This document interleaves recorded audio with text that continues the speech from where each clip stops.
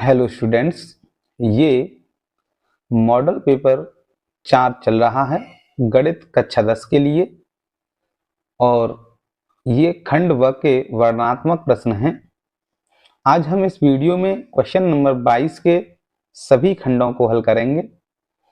इस प्रश्न में आपको कुल 6 खंड दिए होंगे, जिसमें कोई 5 खंड आपको हल करने होंगे। तो हम इसका सबसे पहला खंड का देखते हैं। दो क्रमागत धनात्मक सम संख्याओं के वर्गों का योगफल 244 है। संख्याएं ज्ञात कीजिए। इस प्रश्न के प्रत्येक खंड के लिए 4 अंक निर्धारित होंगे। तो आइए हम मान लेते हैं कि दो क्रमागत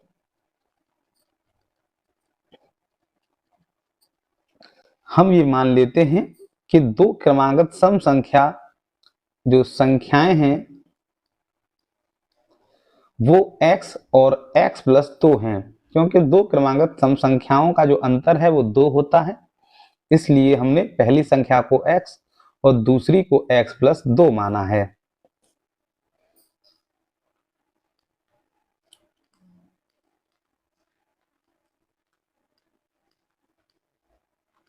प्रश्नानुसार दोनों संख्याओं के वर्गों का योगफल 244 है, तो पहली संख्या का वर्ग प्लस दूसरी संख्या का वर्ग बराबर 244 है। तो इस समीकरण को हल करते हैं। ये एक्स स्क्वायर होगा, ये ए प्लस बी का होल स्क्वायर यदि लगाएंगे तो A square plus B square plus 2 into A और इंटू बी के स्थान पर 2 बराबर 244। ये हो जाएगा एक्स स्क्वायर और एक्स स्क्वायर 2x स्क्वायर, और यहाँ 2 दूनी ये हो जाएगा 4x, और ये 2 का स्क्वायर यहाँ 4 होगा, और ये माइनस 244 बराबर 0। ये हो जाएगा 2x square plus 4x minus 240 बराबर 0।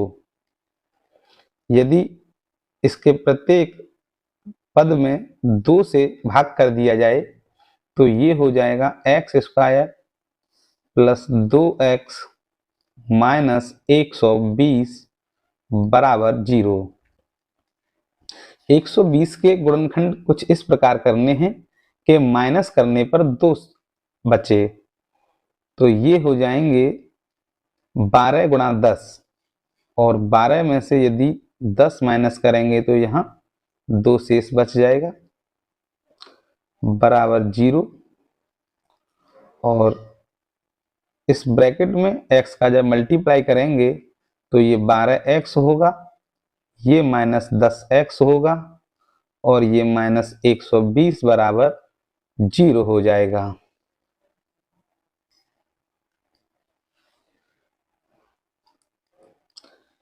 तो यहाँ से और यहाँ से यदि x कॉमन ले लिया जाए तो ये x प्लस 12 बचेगा, और इन दोनों में से यदि 10 कॉमन ले लिया जाए तो ये x प्लस 12 बचेगा।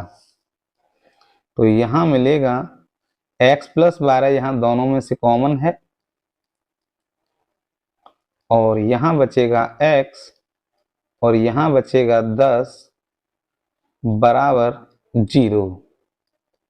यहाँ से यदि दो फैक्टर 0 के बराबर हैं तो x प्लस 12 बराबर 0 होगा, या x माइनस 10 बराबर 0 होगा। तो यहाँ से x बराबर माइनस के 12 प्राप्त होगा, या x बराबर 10 प्राप्त होगा। तो हम जानते हैं कि जो सम संख्याएं हैं वो धनात्मक मानी गई थी, तो प्रश्न में भी धनात्मक सम संख्या पूछी हैं, तो ये x बराबर -12 जो इसका मान है ये अमान्य हो जाएगा और x बराबर 10 इसका सही मान होगा। तो यदि यहाँ पहली संख्या x बराबर 10 ली जाए तो दूसरी संख्या 10 + 2 होगी, यानी इसकी जो दो संख्याएं होंगी वो 10 और 12 इसका उत्तर होगा। अगला खंड देखते हैं ख। सिद्ध कीजिए कि बिंदु 3,2 -2, -3 और 2,3 एक समकोण त्रिभुज के शीर्ष हैं। तो मान लेते हैं कि ये कोई त्रिभुज है।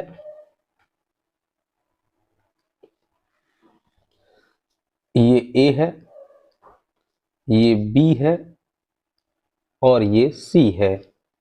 ए के जो निर्देशांक हैं ये 3,2 मान लेते हैं और बी के निर्देशांक -2, -3 मान लेते हैं और सी के 2,3 मान लेते हैं। यदि ये एक समकोण त्रिभुज के शीर्ष हैं तो हम तीनों भुजाओं को ज्ञात करते हैं और पाइथागोरस प्रमेय का प्रयोग करके इसे चेक करते हैं। तो सबसे पहले मैं भुजा ए बी ज्ञात कर रहा हूं और यहाँ दो बिंदुओं के बीच की दूरी का सूत्र लगाएंगे। तो दो बिंदुओं के बीच की दूरी का सूत्र है y2 - y1 का स्क्वायर, यानी ये 2 + 3 का स्क्वायर होगा और x2 - x1 का स्क्वायर, यानी 3 + 2 का होल स्क्वायर। ये हो जाएगा 3 और 2 5 और 5 का स्क्वायर 25। ये हो जाएगा 3 और 2 5, 5 का स्क्वायर 25, यानी ये मिलेगा √50। अब भुजा BC ज्ञात करते हैं। सेम फॉर्मूला है y2 - y1 का होल स्क्वायर, यानी 3 + 3 का स्क्वायर और x2 - x1 का होल स्क्वायर 2 + 2 का होल स्क्वायर और ये हो जाएगा 3 और 3 6 का स्क्वायर 36, 2 और 2 4 का स्क्वायर 16, यानी ये हो जाएगा 36 और 16 √52। अब भुजा CA ज्ञात करते हैं। √CA तो ये हो जाएगा y2 - y1 का होल स्क्वायर, यानी 3 - 2 का whole square plus x2 - x1 का होल स्क्वायर, 2 माइनस यहाँ 3 का होल स्क्वायर होगा और ये मिलेगा 3 में से 2 माइनस करने पर 1 का स्क्वायर 1 और 2 में से 3 माइनस करने पर -1 और -1 का स्क्वायर +1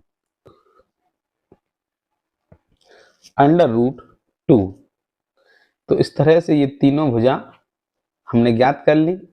अब हम इस तीनों भुजाओं में देखते हैं कि ये जो BC का स्क्वायर है यानी √52 का जो स्क्वायर है ये बराबर है AB का स्क्वायर और प्लस CA के स्क्वायर के, क्योंकि ये √52 का स्क्वायर है, यहाँ √50 का स्क्वायर है और ये √2 का स्क्वायर है।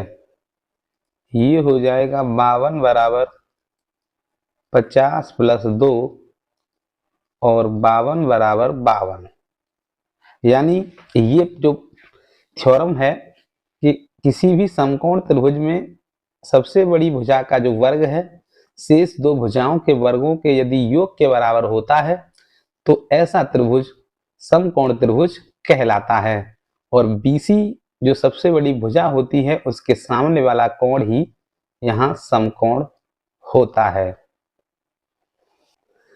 अगला खंड देखते हैं, खंड ग।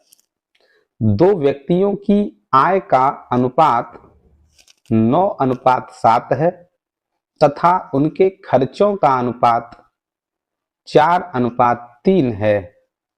इनमें से प्रत्येक व्यक्ति प्रति माह 2,000 रुपये बचा लेता है, तो इनकी मासिक आय ज्ञात कीजिए। तो आय का अनुपात दिया है, तो हम मान लेते हैं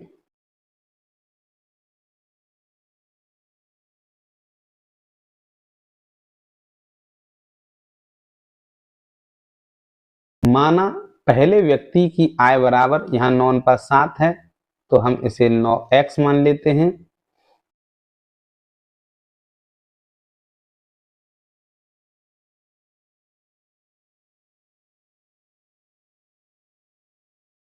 दूसरे व्यक्ति की जो आय है उसे 7x मान लेते हैं तथा उनके खर्चों का अनुपात दिया है 4:3।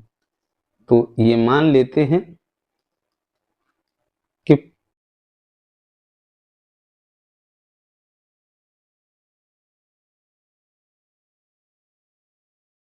माना कि पहले व्यक्ति का जो खर्चा है वो यहाँ 4/22 है तथा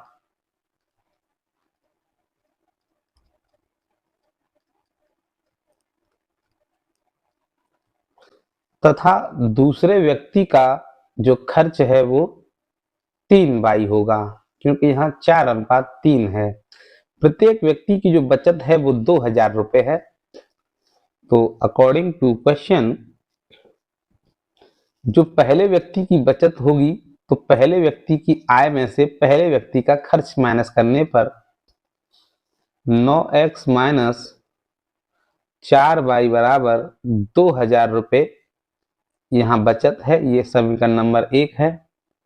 उसी प्रकार दूसरे व्यक्ति की आय 7x है और उसका खर्च 3/22 है और इसकी बचत भी यहाँ 2,000 रुपये है। इन दोनों समीकरणों को हम हल करेंगे और x का मान ज्ञात करेंगे। क्योंकि हमें मासिक आय ज्ञात करनी है तो यहाँ दोनों ही जगह पर हमें x का मान लगाना है। तो इसके लिए हम क्या करते हैं, इस 22 को काटने के लिए यहाँ हम गुणा करते हैं 3 से और इस समीकरण में गुणा करते हैं 4 से। तो ये समीकरण जो 1 है ये बदल जाएगा 27x माइनस 12y बराबर 6,000 और 4 का गुणा जब समीकरण 2 में करेंगे 28x माइनस 12y बराबर 8,000।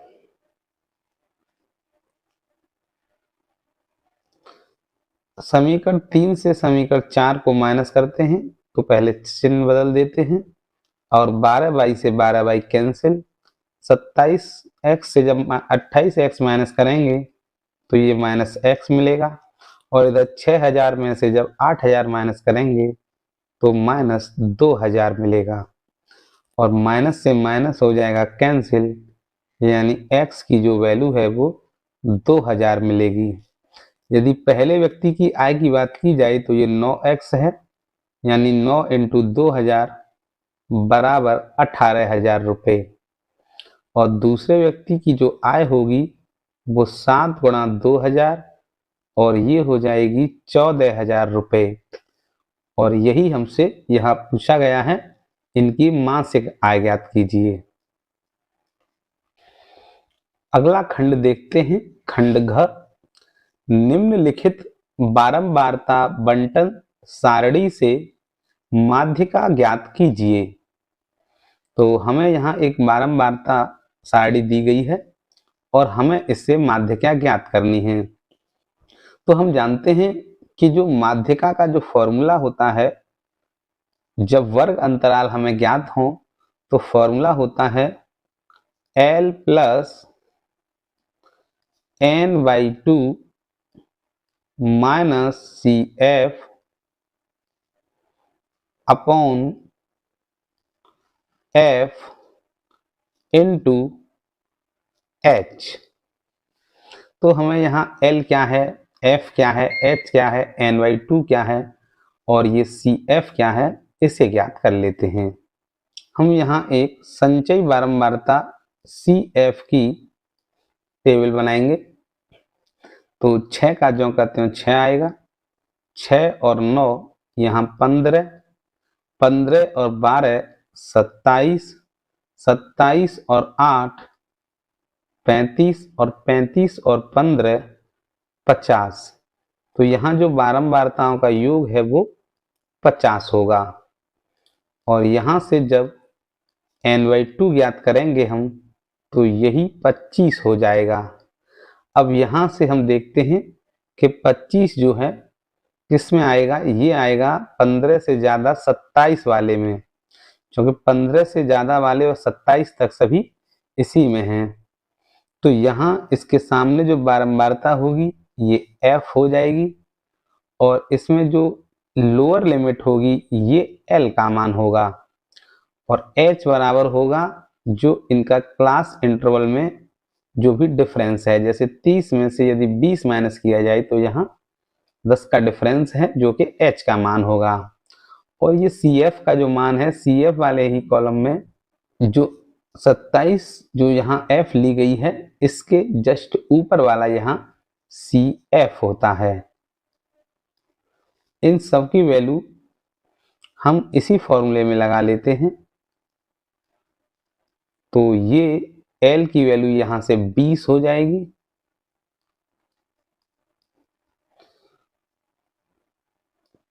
और यहाँ से n/2 की वैल्यू 25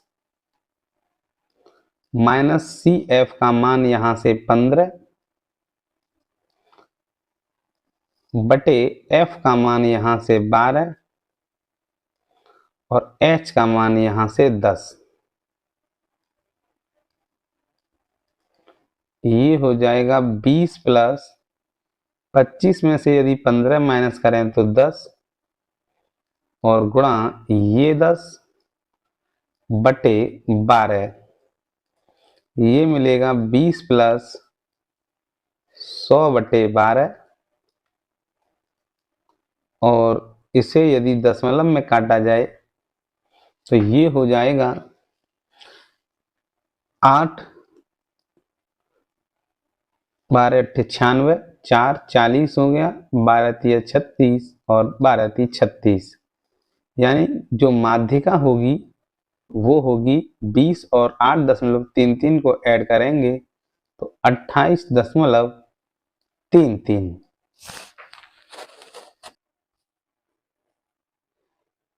अगला प्रश्न देखते हैं। ये इसका 5वां खंड है। चित्र में OA इंटू OB बराबर OC इंटू OD है तो सिद्ध कीजिए कि कोण A बराबर कोण C तथा कोण B बराबर कोण D। तो हमें ये यहाँ चित्र दिया गया है। इस चित्र में हमको जो गिवन है वो लिख लेते हैं। इस चित्र में गिवन है OA इंटू OB बराबर OC इंटू OD और हमें जो प्रूफ करना है, प्रूव दैट कि एंगल A बराबर एंगल C और एंगल B बराबर एंगल D। तो आइए यहां से इसे प्रूफ करते हैं।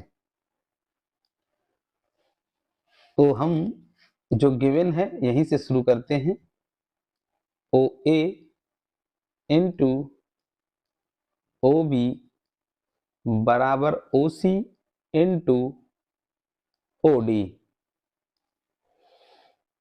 तो मैं इसे कुछ इस प्रकार लिख सकता हूं कि OA और इस OD को यदि इधर लाऊं तो अपॉन OD बराबर हो जाएगा, यहाँ OC है और OB इधर आएगा तो ये अपॉन में हो जाएगा। और इसे मैं समीकरण नंबर 1 नाम दे देता हूं। और अब हम दो ट्रायंगलों की तुलना करते हैं। In triangle AOD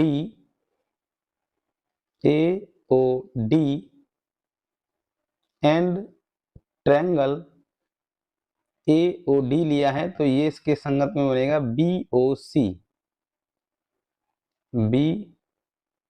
BOC। दोनों ट्रायंगलों में मैं जानता हूं कि ये जो एंगल है ये इस एंगल के बराबर होगा, क्योंकि ये दोनों ही वर्टिकली अपोजिट एंगल हैं, यानी ये शीर्षाभिमुख कोण हैं। तो मैं लिख सकता हूं कि एंगल AOD बराबर होगा एंगल BOC के, क्योंकि ये वर्टिकली अपोजिट एंगल हैं। तथा मैं इन दोनों त्रिभुजों में ये लिख सकता हूं कि OA अपॉन OD बराबर है यहाँ OC अपॉन OB। ये बराबर है फ्रॉम इक्वेशन नंबर फर्स्ट से। तो हम यहाँ क्या देखते हैं कि इस त्रिभुज की ये भुजा OA और OD तथा उसके बीच का एक कोण, इस दूसरे त्रिभुज की भुजा OB और OC तथा उसके बीच के एक कोण के, ये कोण इस कोण के बराबर है, और ये दोनों भुजाएं इस कोण को बनाने वाली इन दोनों भुजाओं के समानुपाती हैं। तो यहां से मैं ये कह सकता हूं कि ट्रायंगल AOD सिमिलर होगा ट्रायंगल, ये AOD जो है सिमिलर होगा यहां COB के, COB,